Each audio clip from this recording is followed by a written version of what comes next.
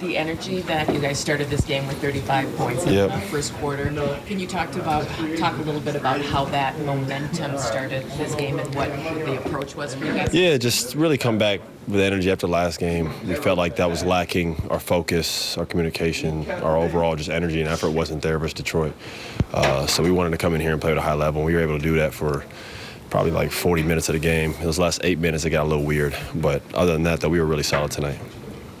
You were able to win the third quarter, which has been difficult for you guys, but then the fourth quarter, it looked like the focus was slipping a little bit. Can you talk about just trying to hold on to that? Yeah, we were up by like 20-something, and we started fouling a little bit, and that like slowed it. That last quarter lasted like an hour, it felt like. You know what I mean? It was a long quarter. It just got a little weird. Sometimes when that happens and there's a lot of fouling, guys just standing around, start talking, joking, whatever, you could just get a little, and then before you know it, they're playing desperate and free.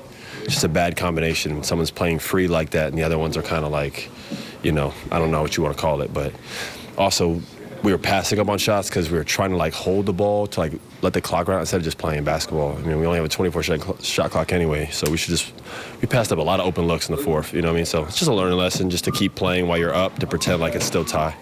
Yeah. Austin, how hard is it to kind of refocus, you know, in that situation? I mean, it's sometimes like when that train is going that way, it's like hard to like turn it back, but we've done it multiple times. Tonight was just weird, you know what I mean? But we built a large enough lead to sustain it, and we were able to make enough plays to finish the game. That's all that really matters. Austin, Ant had 31 tonight. He mentioned before or after the Houston game that you talked to him about needing him to play in that game. Why has it been important that Ant has been here every game through this rather than taking it down? He's our best player, so we're just much better on the floor with him out there. It's just he's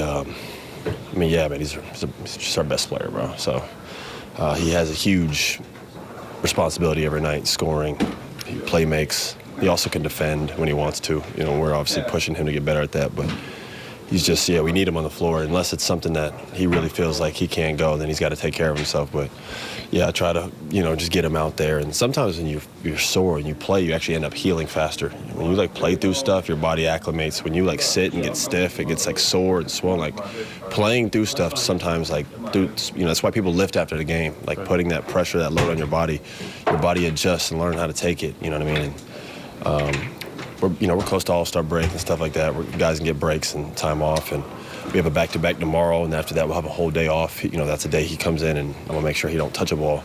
Just do all treatment and work like that. But, when it's game time, if I can, we need our best player out there. One of those things, and obviously some injuries you just can't play it there, but can that kind of set a tone of guys really Yeah, it just sets the tone that, man, like this dude's invested, man, like he's here, this guy's playing through injuries, no matter who we're playing. Houston's a game a lot of guys would just sit out, like, hey, we'll win without him or whatever, but, Ant came out there, really showed us, that, when your best player is that invested, it means a lot. So I think he sets the tone.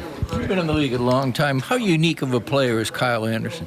He is unique because he's not the most obviously everybody knows his athleticism, in terms of an athlete's a loose word because it's described only jumping-wise, it feels like, but he is actually an extreme athlete. He's 6'10", he has great hands, he has great coordination with his feet, his movement. He's a high IQ basketball player, and he's not a bad defender, too, so he's actually pretty athletic. It's just not vertical or, explosion-wise. He takes his time where he needs to get to, but he's just he's a crafty guy, you know what I mean? Does he kind of regulate? Thank you for watching ESPN on YouTube. For live streaming sports and premium content, subscribe to ESPN+.